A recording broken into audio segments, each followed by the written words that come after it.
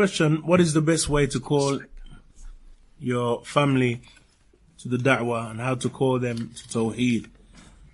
Of course, ikhwan, as far as the call, giving da'wah to our families and the origin, is that the call to our families is similar to the call to the people in general, and that is that one calls billati hiya ahsan lillati hiya aqwam.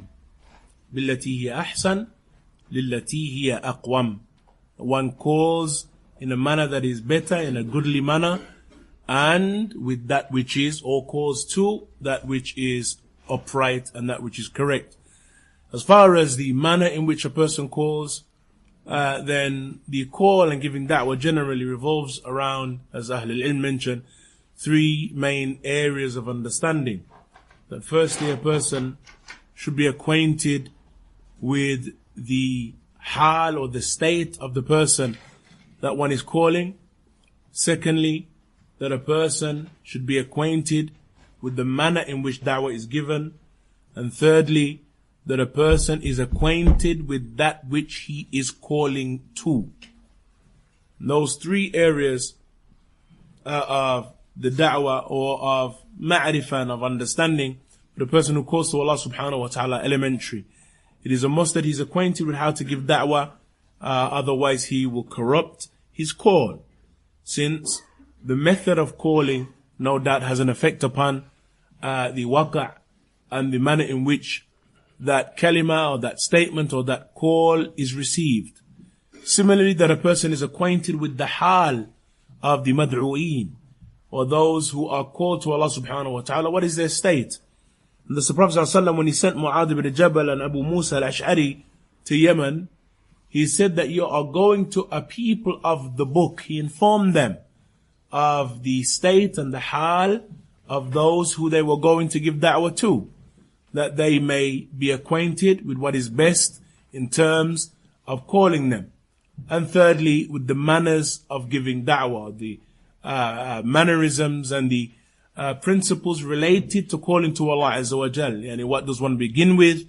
What does one avoid? The mannerism of giving da'wah, the manners of the da'i.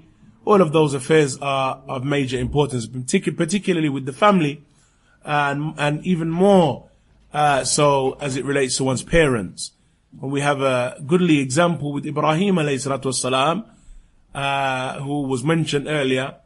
Allah Azza wa Jal informed us of the da'wah of Ibrahim to his father, who his father was upon some of the aqwal of Ahl al-Ilm, from those who used to make the idols for the mushrikun, make the idols for those who used to worship them in their region. Even though that was the case, Ibrahim, when he called his father, he said, Ya abati, O my father, why do you worship that which does not hear and does not see and cannot benefit you in any way? And so he called him using these terms of endearment, Ya abati, O my father, indicating then that he wasn't aggressive with his father, he wasn't disrespectful to him, that he addressed him with terms of endearment.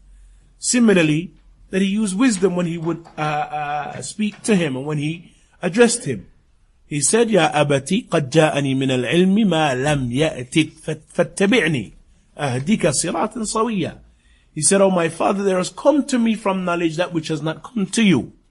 Again, wisdom, ikhwanin, giving da'wah to one's parents. He didn't say, Ya abati ant jahil. Ana a'rif wa anta ma ta'rif. He said, Ya abati qad ja'ani min al-ilm. There has come to me from knowledge that which has not come to you. You could have said, you're ignorant. You could have said, you don't know. Listen to me because I know and you don't know. Just listen. You could have made mention of many asalib from the asalib that we hear many of the shabab using with their parents in our time. But Allah Azza wa Jal informed us of the fact that he said, Ya abati, O my father. And this term abati, it is like similar to saying, Oh my beloved father. And it has in it wood, and it has in it love, and it has in it goodly address to one's parent. And so we see then the usloob of the anbiya wa rusul, even with their parents, even though they were mushrikun, and even though upon one of the or the aqwal of some of Ahl al-Ilm, Azar used to make idols. Even though that was the case, Ibrahim continued to address him in this manner, using the necessary adab, and the necessary mannerism that would best turn his heart towards the tawheed that he was calling him to.